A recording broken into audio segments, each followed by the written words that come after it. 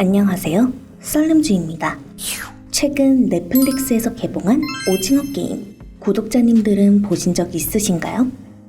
오징어 게임에 대해 간단히 소개하자면 빚을 지게 된 주인공이 죽음을 담보로 한 게임에 참가하게 되는 내용인데요. 지금까지 각광받지 못했던 데스게임 장르가 어떻게 전 세계의 마음을 사로잡았을까요? 오늘의 썰은 오징어 게임과 영화들입니다.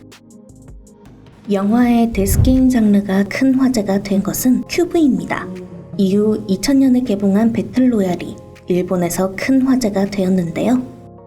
학생들이 국가에 의해 서로 죽고 죽여 단 한 명만이 살아남을 수 있다는 내용의 영화입니다. 이후에도 일본에선 데스게임이 히트를 치며 계속해서 영화를 만들어냈고 전 세계에서 신이 말하는 대로 소울, 헝거게임 등의 다양한 영화를 만들어냈습니다. 그런데 많고 많은 작품 중에 왜 하필 오징어 게임이 표절 의혹에 휩싸였을까요? 감독이 참고했다는 도박 묵시록 카이지에서 등장하는 주인공 카이지는 빚을 갚으려 도박 게임에 참여하게 되는데요.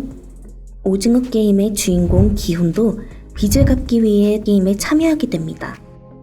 큰 틀에서 보면 기훈의 이야기와 카이지의 이야기는 매우 비슷해 보이지만 이런 이야기는 서바이벌 영화에선 주로 등장하는 내용입니다.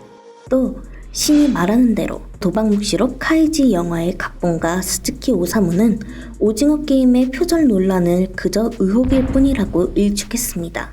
스즈키 오사무는 줄거리만 들으면 확실히 닮은 점이 있는 것은 부정할 수 없다. 그러나 계속 보다 보면 아무래도 좋아진다. 또 데스게임류의 드라마지만 결말이 깔끔해서 좋았다. 오히려 표절 의혹으로 제 영화가 선전되고 있는 것 같다 고 말했습니다.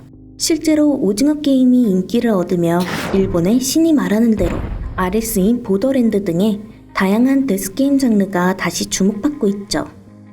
일본의 네티즌들 또한 오징어 게임이 표절이라면 다른 데스게임 장르의 영화도 모두 표절이라 주장하는 사람들이 많았습니다.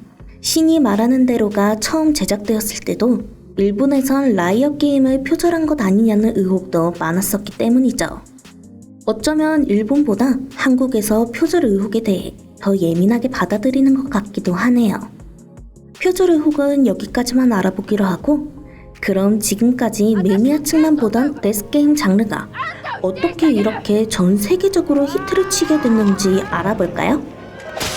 황동혁 감독은 오징어 게임을 제작할 때 헝거게임을 많이 참고했다 했습니다. 헝거게임 또한 세계적으로 많은 인기를 얻었죠.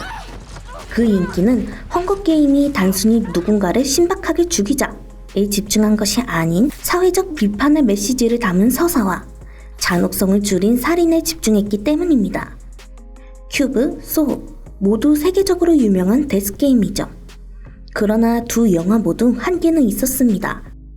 바로 끔찍한 살인 방식 때문입니다. 사람들은 범죄 영화를 보면서도 잔인하게 사람이 살해되는 것엔 거부감을 느끼죠. 그래서 헝거게임은 과감하게 데스게임의 메리트를 내려놓았습니다. 신박하게 사람을 죽이는 것보단 사람과 사람이 서로 죽여야만 살아갈 수 있는 세상에서 인간이 과연 어떤 선택을 할지에 주목하는 휴먼 서스펜스를 제작했죠.